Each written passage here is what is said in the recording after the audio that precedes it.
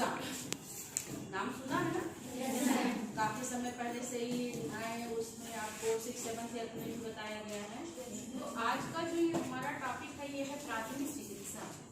तो प्राथमिक चिकित्सा क्या होती है ये कोई बच्चा बता सकता है? कोई बच्चा बता सकता है? हाँ बताइए। सेंट जॉन एम्बुलेंस के अनुसार प्राथमिक चिकित्सा में मतलब डॉक्टर से पूर्व डॉक्टर के आने से पूर्व की जाने वाली चिकित्सा को प्राथमिक चिकित्सा। अभी आपने बताया कि प्राथमिक चिकित्सा उस चिकित्सा को कहते हैं कि जैसे डॉक्टर के आने से पूर्व की जाने वाली प्राथमिक चिकित्सा, यानी डॉक्टर के आने से पूर्व की जाने वाली चिकित्सा को हम क्या कहते हैं? प्राथमिक चिकित्सा।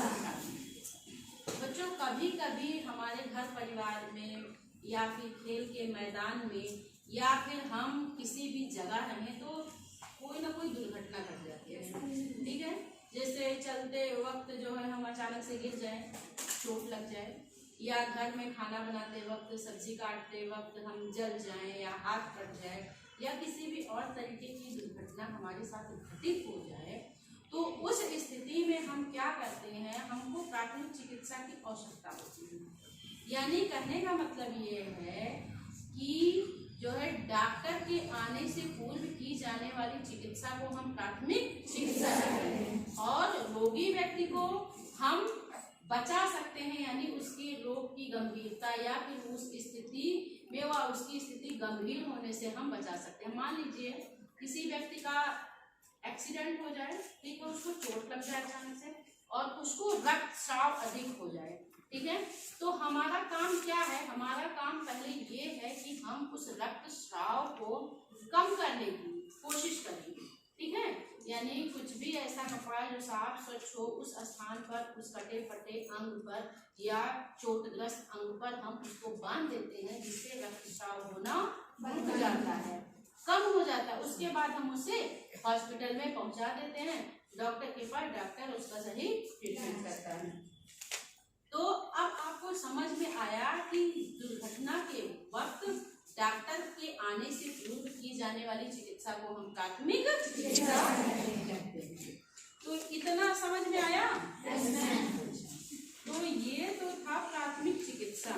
अब है प्राथमिक चिकित्सा का उद्देश्य क्या है, यानी हमको प्राथमिक चिकित्सा का हमारा क्या उद्देश्य है, क्या मतलब है, क्यों जरूरी है? जरूरी है ना ये हमारे लिए। तो अगर जरूरी है तो यह क्यों जरूरी है? तो सबसे पहला जो उद्देश्य है वह है शीघ्र चिकित्सा उपलब्ध कराना या शीघ्र चिकित्सा लाभ पहुंचाना। मान लीजिए कोई ऐसी परिस्थिति या किसी निर्जन स्थान पर जहां पर डॉक्टर ना उपलब्ध हो, तो उस स्थिति में आप क्या करोगे? दुर्घटनाग्रस्त स्थल पर उसे तत्काल चिकित्सा लाभ आप पहुंचाओगे। तो सबसे पहला उद्देश्य है कि शीघ्र जो है चिकित्सा उपलब्ध कराना। दूसरा क्या है? जीवन रक्षा करना। जीवन रक्षा करना प्राथमिक चिकित्सा में सबसे महत्वपूर्ण है। हम प्राथमिक चिकित्सक हैं तो हमारा काम है रोगग्रस्त व्यक्ति के जीवन की रक्षा करना, ठीक है? जो मैंने अभी रक्तस्राव वाली घटना आपको बताई है कि अगर किसी भी ऐसे स्थान पर जहाँ पर व्यक्ति जो है दुर्घटनाग्रस्त हो जाता है और उसे रक्तस्राव होता है, उस स्थिति में हमको रक्तस्राव रोकने की भरसक प्रयास करना चाहिए। और तीसरा है यह कैसी चिकित्सा है? यह अस्थायी चिकित्सा है। ऐसा तो है नहीं कि हमने प्राथमिक चिकित्सा कर दिया तो उस व्यक्ति का जो है दुर्घटनाग्रस्त स्थल पर या जो भी उसका अंग कट फट गया है या उसे जिस चिकित्सा की जरूरत है वह चिकित्सा उसकी पूरी हो गई है, इस तरह से तो होता नहीं है। यानी यह कुछ देर के लिए वैकल्पिक व्यवस्था के रूप में अस्थायी चिकित्सा होती है, यानी थोड़ी देर के लिए। तो प्राथमिक चिकित्सा का उद्देश्य क्या है? प्राथमिक चिकित्सा का उद्देश्य क्या है?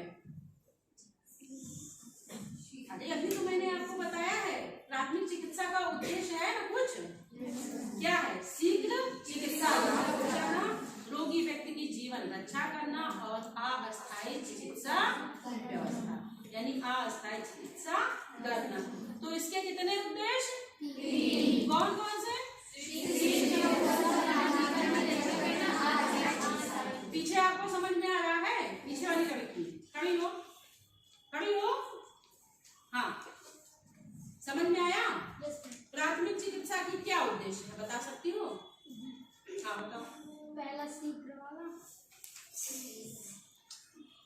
बोलो बोलो बोलो, डरना नहीं चाहिए बेटा। आपको अगर समझ में आया तो ठीक है, नहीं समझ में आया तो जो आपको समझ में आया आप वही बताइए। इसमें क्या करो, आप ज्यादा से ज्यादा नहीं जो चीज समझ में है गलत बताओगे। अगर आप गलत बता दोगे तो उसको सही करने के लिए हम बैठे हैं ना यहाँ पे, तो हम उसको सही बताएंगे। धीरे धीरे इसी तरह से आप जब प्रश्न पूछोगे तो आपका जो आत्मविश्वास है वो बढ़ेगा। ठीक है, तो प्रश्न पूछना बहुत अनिवार्य होता है और हर बच्चे को प्रश्न पूछना चाहिए टीचर से। और जब आप प्रश्न पूछेंगे तो हम उसे और भी अच्छे तरीके से उसको रोचक ढंग से समझाएंगे, बताएंगे। इससे अगर एक बच्चा प्रश्न पूछता है तो क्लास में बैठे हुए 40 बच्चों को भी वो नॉलेज मिलती है। ठीक है, तो प्रश्न पूछना बहुत जरूरी है। मैंने अभी पूछा है कि प्राथमिक चिकित्सा का क्या उद्देश्य है, तो प्राथमिक चिकित्सा का उद्देश्य क्या है? सबसे पहला चिकित्सा उपलब्ध कराना, दूसरा है जीवन रक्षा, तीसरा है आजीवन। तो इतनी बात आपको समझ में आ गई?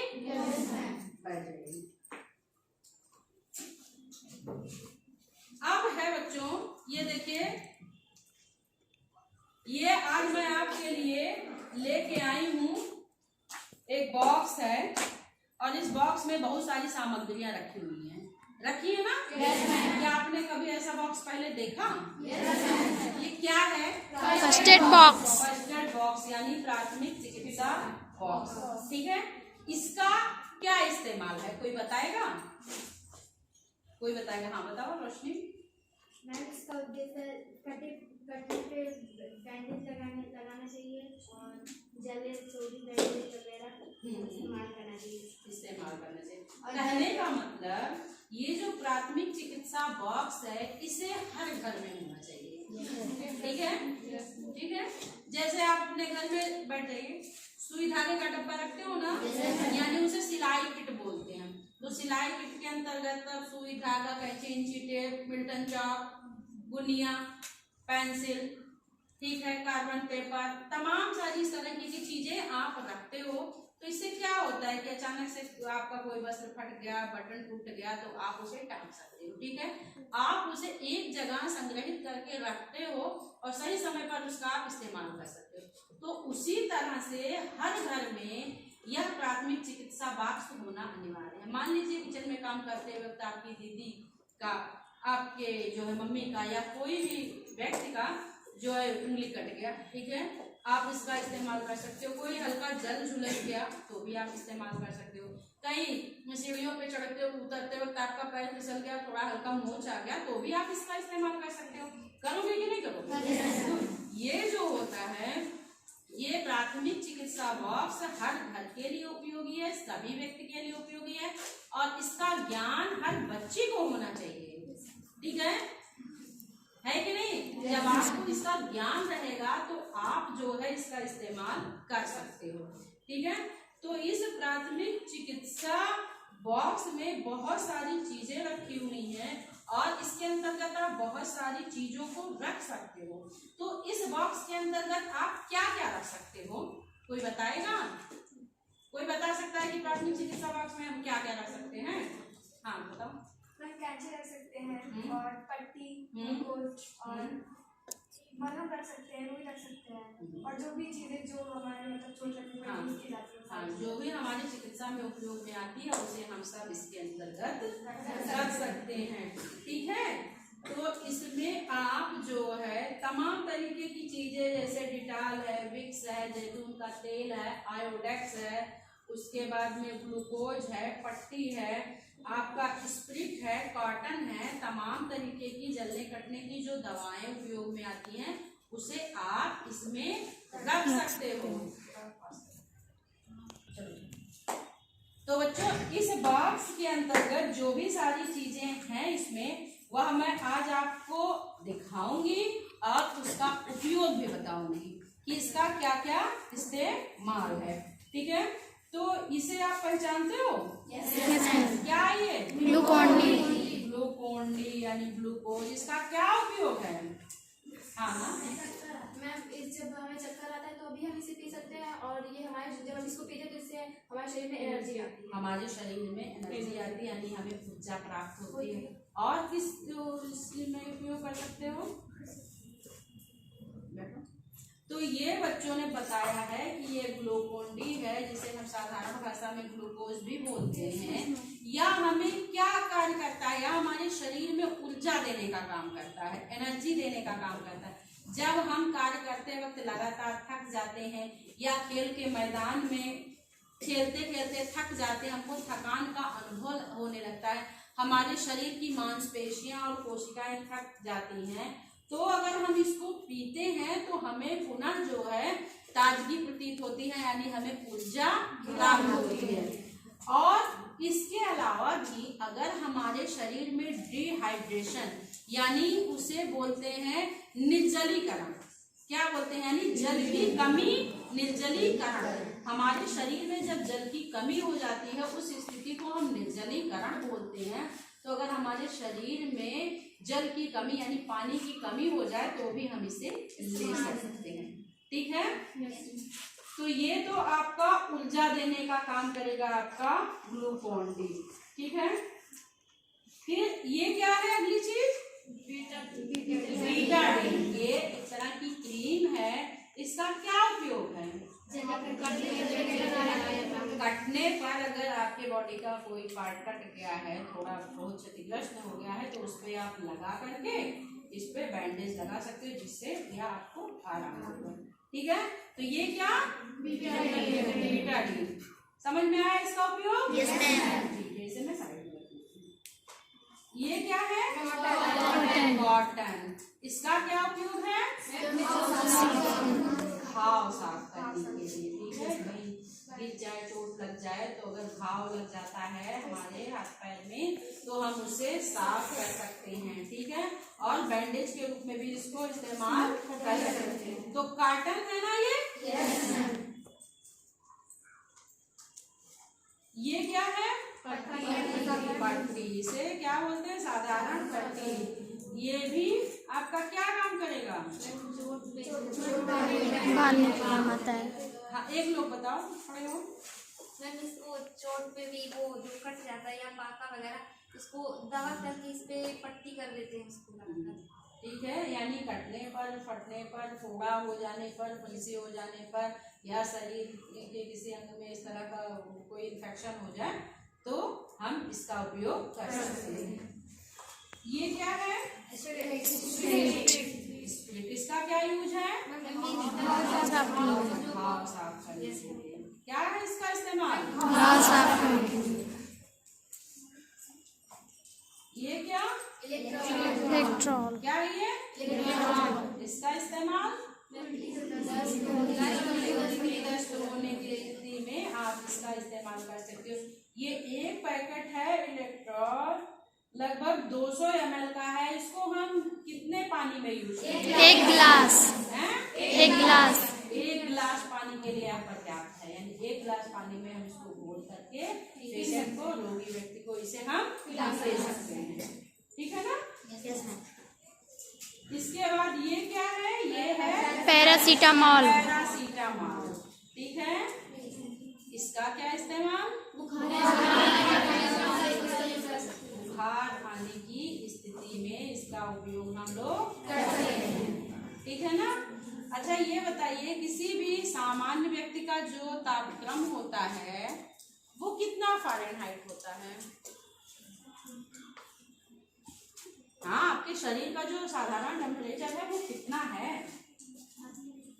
नहीं, कितना नहीं पता? 98.6 फ़ारेनहाइट। ठीक है, कितना? 98.6। तो यानी ये तो आपके शरीर का सामान्य तापक्रम हो गया, लेकिन जब आपके शरीर का तापक्रम इससे अधिक हो जाएगा, ठीक है, तब बुखार की स्थिति हो जाएगी। और अधिक बुखार में आप और भी दवा ले सकते हो, लेकिन साधारण बुखार में आप इस पैरासीटामोल को ले सकते हो। थोड़ी देर के लिए आपको आराम मिल जाएगा। ये क्या है? बैंडेज। क्या इस्तेमाल? उससे क्या होगा? क्यों लगाते हैं? मान लीजिए शरीर में कहीं कट गया है है, फट गया है, ठीक है, घाव बन गया है, उस पर हम इसको इस्तेमाल करते हैं ना? क्यों करते हैं? कोई जरूरी है इसका इस्तेमाल करना? दवा भी लगा रहता है तो उससे सूख ये जाता दवा तो लगा ही है, दवा तो लगा ही है इसके अंदर, ठीक है, तो हम क्यों करते हैं? ठीक तो होगा ही, अगर लगेगा तो ठीक हो जाएगा। किसको? घाव। कहने का मतलब ये है कि मान लीजिए कहीं शरीर में घाव बन गया है, ठीक है, और वह घाव खुला हुआ है, तो जब खुला हुआ घाव है तो उस पे धूल, मिट्टी, गंदगी, मक्खी, ठीक है, रोग के कीटाणु उस पे पनपेंगे, और जब पनपेंगे तो वह घाव सूखने के बजाय और ज्यादा बढ़ेगा। तो इससे हम कॉटन में रुई लगा करके या ऐसे ही डायरेक्ट इसमें कुछ ऐसा रहता है, तो इसका हम इस्तेमाल इसलिए करेंगे ताकि हमारा घाव ढका रहे और उससे सुरक्षित रहे और चोट भी ना लगे और बढ़े भी ना और सूख जाए, ठीक है। तो अब समझ में आया कि घाव जो होता है, घाव पर गंदगी, मिट्टी, धूल, मक्खी, इन सब से बचाने के लिए और सुखाने के लिए हम इसका उपयोग कर सकते हैं और कटे हुए स्थान को सुरक्षित रखने के लिए। ये क्या है? मूव। क्या काम है इसका?